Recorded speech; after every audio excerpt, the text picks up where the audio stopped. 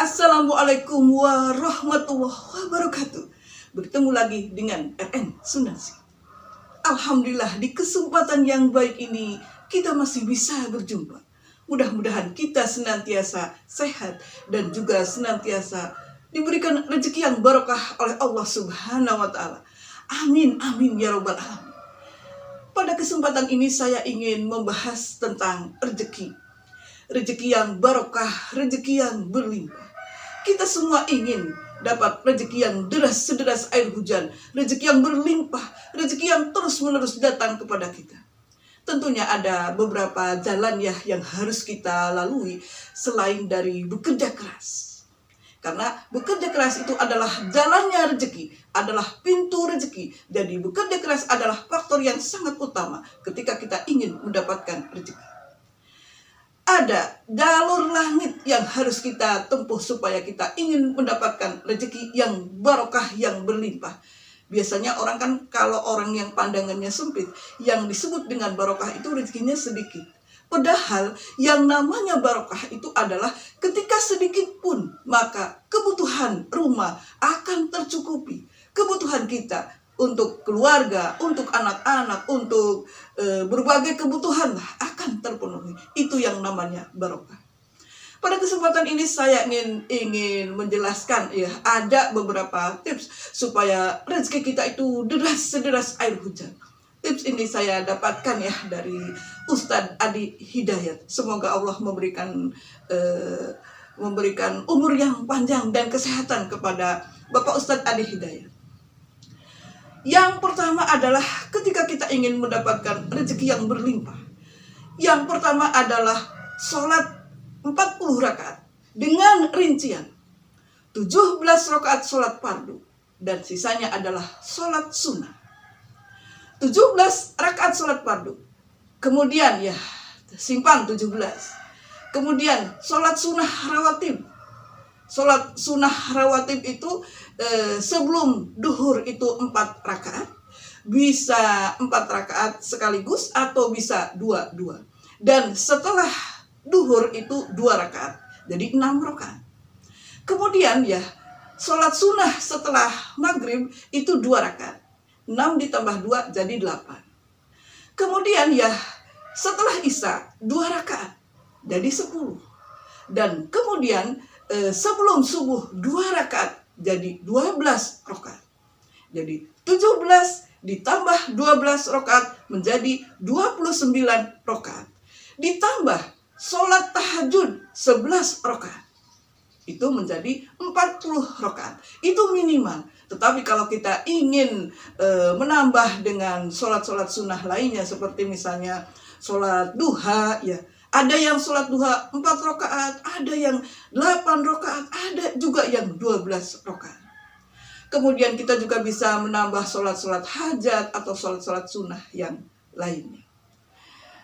Sholat sunnah itu ya, yang namanya sunnah itu waktu saya kecil dulu, definisinya adalah dikerjakan mendapatkan pahala. Tidak dikerjakan, tidak merasa, tidak berdosa. Tetapi terus terang ada, kalau bagi saya itu kurang memicu ya definisi seperti itu. Jadi saya pernah belajar ya dari suatu buku bahwa yang memicu kita supaya kita rajin sholat sunnah adalah definisinya kita ganti menjadi yang lebih bagus, yang bisa memicu kita, yaitu ketika dikerjakan maka akan mendapatkan pahala. Dan ketika kita tidak mengerjakan yang sunnah, maka kita akan sangat rugi. Ya kan? Kita akan sangat rugi. Seharusnya kita mendapatkan pahala dari sholat sunnah. Tetapi karena kita tidak melaksanakan sholat sunnah, maka kita akan sangat rugi. Kemudian ya tips yang kedua adalah membaca Al-Quran. Al-Quran itu ada 30 juz ya. Sementara dalam 1 bulan itu ada 30 hari. Senantiasalah kita sisihkan waktu.